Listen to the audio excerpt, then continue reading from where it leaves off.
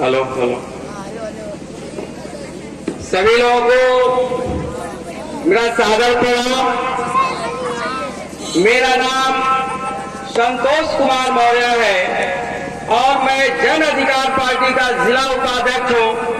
और जैसा कि आप सभी लोग ये जानते हैं कि चुनाव का समय आ गया है, तो सभी पार्टी के लोग अपने अपने विचारों को आपके बीच में रखेंगे, लेकिन यह फैसला आप लोगों को लेना है कि हमें क्या करना है, क्योंकि यह 5 साल का समय जो हमें मिला है, यह अगर हम अपने सिस्टम से बाहर हो गए तो फिर ये 5 साल के बाद ये समय आएगा सरकार बदलने का और अधिकार लेने का।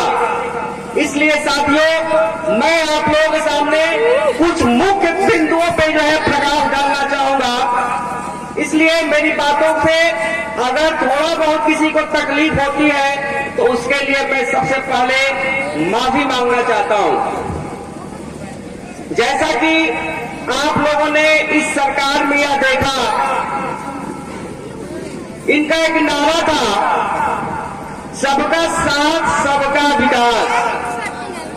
लेकिन जब ये लोग शासन में चले गए तो सबका साथ सबका विकास बदलकर सबका वोट अपना विकास हो गया।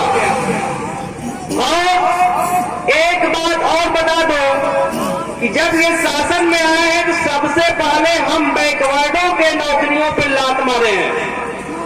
और तो कहे थे कि हम 1 साल में 2 करोड़ लोगों को रोजगार देंगे, लेकिन हुआ बिल्कुल इसके उल्टा।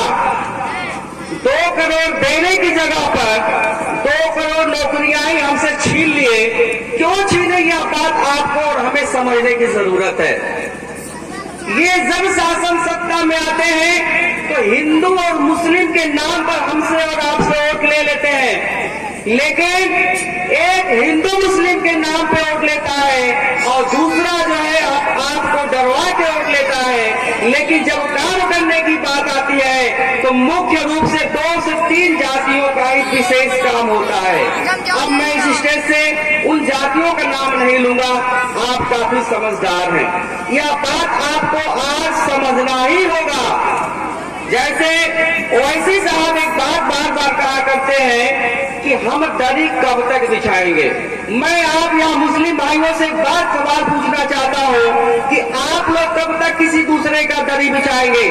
क्या आपका हक अधिकार चाहिए कि नहीं चाहिए? आपका रोजगार चौपट कर दिया, आपके हक हुकूक को मार दिया, कब तक आप दूसरों के लिए चटाई बिछाने का काम करेंगे? मैं यह सवाल आपसे पूछता हूँ। दूसरा सवाल है, हम लोगों के पार्टी का एक नारा है, जिसकी जितनी संख्या बढ़े उसकी उतनी हिस्सेदारी। बताइए, एक बात बताइए, आजादी के बाद से अब तक हम लोगों को केवल यूज एंड थ्रो करने की पॉलिसी चलाई गई है। हमसे वोट तो लिया जाता है, लेकिन फायदा केवल कुछ विशेष लोगों को होता है। सही है कि गलत है? बताइए आप लोग। सही है। यह बात सोचने और समझने की जरूरत है। लेकिन आते हैं लोग, कुछ लोग पैसे पर बिक जाते हैं, कुछ लोग बातों में पड़ जाते हैं। लेकिन यह चुनाव में हमें न बातों पे बैठना है, न वोटों पे, न नोटों पे बिकना है। अगर आप लोग इसी तरीके से चटाई बिछाने का काम करते रह गए और इसी तरीके से लोगों की बातों में आते गए तो कभी आपके समाज का उत्थान नहीं होगा, कभी आपके समाज का भला नहीं होगा। दिन रात मरते रहेंगे लेकिन कोई आपके विषय में सोचने वाला नहीं आएगा। मुझे लगता है आपके समाज में 22% आबादी की संख्या है, लेकिन एक बात मैं बता देना चाहता हूं कि जितनी सरकारें आई वो सपा की हो, बसपा की हो, बीजेपी की हो या कांग्रेस की हो, ये सब के सब लोगों ने हमसे और आपसे वोट लेने का काम किया, लेकिन हमें और आपके बच्चों का भविष्य मुस्तकबिल करने के लिए इन लोगों ने कभी हमारे बारे में सोचने का काम नहीं किया। अगर मैं गलत कह रहा हूं तो कहिए आप लोग। तो सवाल ये है, कब तक हम चटाई बिछाएंगे? आप अपना वजूद अगर अब नहीं बनाएंगे तो सदियों गुजर जाएंगे। आप लोग सुधार कभी कर नहीं सकते हैं। इसलिए मेरा आप लोगों से गुजारिश है कि न सपा को, न बीजेपी को, न बसपा को इस बार अगर मजबूत करना है, सरकार बनाना है, तो भागीदारी परिवर्तन मोर्चा की सरकार बनाइए। मैं दावा करता हूं कि आपको संख्या के हिसाब से अनुपात में हिस्सेदारी दी जाएगी। अगर नहीं दी जाती है आप शासन से हाथ पकड़ के भगा दीजिएगा। ये मेरा चैलेंज है, ये मेरे नेताओं का चैलेंज है, बाबू सिंह कुशवाहा का चैलेंज है। ये मैं यहाँ कह के जा रहा हूँ। और एक बात बता दो, अगर ये भागीदारी परिवर्तन मोर्चा की सरकार बनती है तो सबसे पहले जातिगत जनगणना होगी। होना चाहिए कि नहीं होना चाहिए, बताइए आप लोग। जातिगत जनगणना इसलिए होना चाहिए कि मुट्ठी भर लोग हमारे सरों पे बैठ के तांडव कर रहे हैं और हम लोग इतना होने के बावजूद भी हम उनके चरणों की वंदना करने में लगे हुए हैं। कब सुधरेंगे, कब सुधरेंगे? अरे अब तो सुधर जाओ, अपने लिए नहीं तो छोटे छोटे बच्चों के लिए सुधर जाओ। हमें अगर 2 चीज फ्री मिले तो हमारा बहुत सारा पैसा बच सकता है। वो 2 चीज है दवाई और शिक्षा, क्योंकि हमारा सबसे ज्यादा पैसा खर्च होता है तो दवाई में खर्च होता है। सही है कि गलत है? दूसरा पैसा खर्च होता है एजुकेशन में, शिक्षा में। आज की शिक्षा इतनी महंगी हो गई है, हमारे और आपके बस की बात नहीं है कि अपने बच्चों को अच्छे स्कूल में शिक्षा हम दिलवा सके। बताइए इस बात से सहमत है कि नहीं है? और तो या 2 चीज या सरकार फ्री में नहीं देना चाहती है। क्या देना चाहती है जान लीजिए। 5 किलो राशन। 5 किलो राशन से क्या आपका भविष्य का निर्माण हो जाएगा, बताइए? अरे अगर आपका स्वास्थ्य बॉडी सही रहेगी तो कमा के 5 किलो अनाज खरीद सकते हैं। सही गलत है? अरे आवाज नहीं है, ये बोलिए।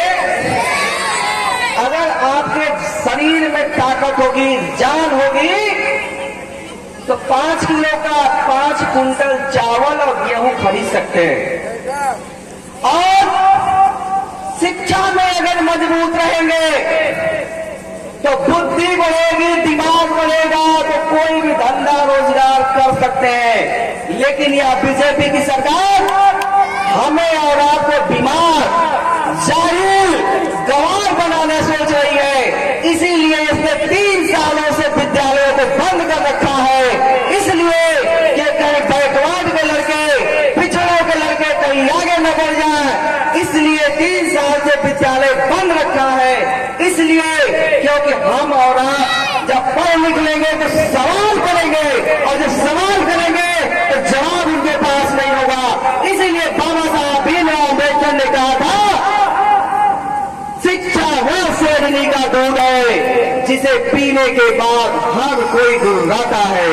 इसलिए मेरे नौजवान साथियों, मेरा आपसे कहना है, शिक्षित बनो और इस सरकार को उखाड़ के फेंक डालो।